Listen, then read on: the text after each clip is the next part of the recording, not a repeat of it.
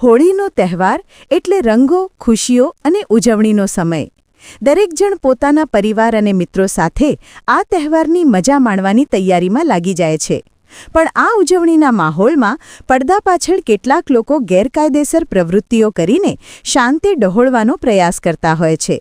ખાસ કરીને તહેવારોમાં ગેરકાયદેસર દારૂની હેરાફેરી વધી જાય છે, જે સમાજ માટે એક મોટો ખતરો છે. પણ આપણી પોલીસ હંમેશા સતર્ક રહે છે. આવી જ એક સતર્કતાનું ઉત્તમ ઉદાહરણ બોડેલી પોલીસે પૂરું પાડ્યું છે.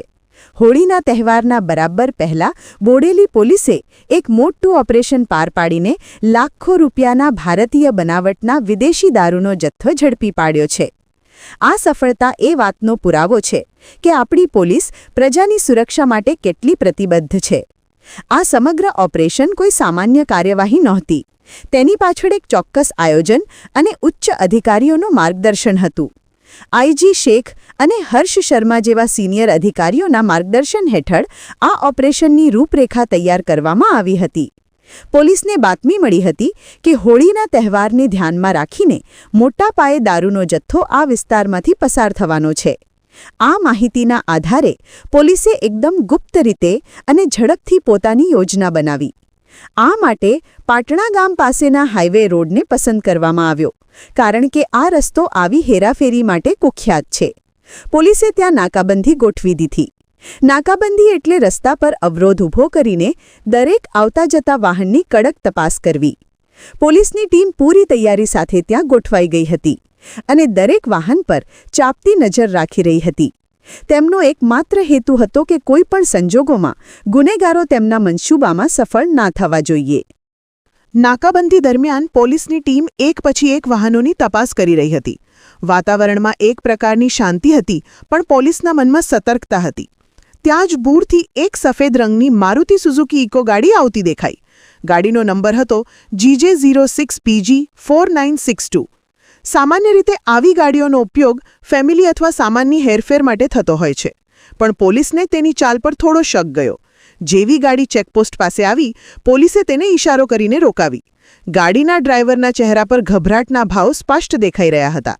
પોલીસે જ્યારે તેને સામાન્ય પૂછપરછ શરૂ કરી ત્યારે તે ગોળ જવાબો આપવા લાગ્યો. આનાથી પોલીસનો શક વધુ ઘેરો બન્યો. તેમણે ગાડીની તલાશી લેવાનો નિર્ણય કર્યો. જ્યારે પોલીસે ગાડીના દરવાજા ખોલીને અંદર જોયું તો તેઓ પણ ચોંકી ગયા. ગાડીની અંદર સીટોની નીચે અને પાછળના ભાગમાં ખાસ ખાના બનાવીને દારૂની બોટલો છુપાવવામાં આવી હતી. એક પછી એક બોટલો બહાર કાઢવામાં આવી અને ગણતરી શરૂ થઈ. આ કોઈ નાનો જથ્થો નહોતો. તેમાં અલગ અલગ બ્રાન્ડની મોંઘી વિસ્કીનો સમાવેશ થતો હતો. ગોવા સ્પિરિટ ઓફ સ્મૂધનેસ વિસ્કીની 750 મિલીલીટરની 48 બોટલો અને 180 મિલીલીટરના 350 ક્વાર્ટર મળી આવ્યા. આ ઉપરાંત રોયલ ચેલેન્જ ગોલ્ડ વિસ્કીના 180 મિલીલીટરના 48 ક્વાર્ટર, મેજિક મોમેન્ટ પ્રીમિયમ વિસ્કીના 180 મિલીલીટરના 384 ક્વાર્ટર અને રોયલ સ્ટેક સુપિરિયર વિસ્કીની 750 મિલીલીટરની 12 બોટલો પણ હતી. કુલ મળીને 842 નાની મોટી બોટલોનો જથ્થો હતો. પોલીસે દારૂના આ મોટા જથ્થાની સાથે હેરાફેરીમાં વપરાયેલી ઇકો ગાડી પણ જપ્ત કરી લીધી. જ્યારે દારૂ અને ગાડી સહિત કુલ મુદ્દામાલની કિંમત આંકવામાં આવી ત્યારે તે રકમ 6,69,386 રૂપિયા થઈ. આ એક બહુ મોટી સફળતા હતી. પોલીસે તરત જ ગાડીના ડ્રાઈવરની ધરપકડ કરી. તેનું નામ શૈલેષભાઈ રંગુભાઈ રાઠવા છે અને તેની ઉંમર 31 વર્ષની છે. તેની સામે કાયદેસરની કાર્યવાહી હાથ ધરવામાં આવી છે અને હવે પોલીસ એ જાણવાનો પ્રયાસ કરી રહી છે કે આ દારૂનો જથ્થો ક્યાંથી લાવવામાં આવ્યો હતો અને ક્યાં પહોંચાડવાનો હતો, જેથી આ ગેરકાયદેસર નેટવર્કના મૂળ સુધી પહોંચી શકાય. બોડેલી પોલીસની આ સમયસરની કાર્યવાહીને કારણે તહેવાર પહેલાં જ એક મોટી ગેરકાયદેસર પ્રવૃત્તિને અટકાવી શકાય છે. આ ઓપરેશન એ વાતનું ઉત્તમ ઉદાહરણ છે કે જ્યારે પોલીસ અને જનતા સાથે મળીને કામ કરે ત્યારે સમાજને વધુ સુરક્ષિત બનાવી શકાય છે.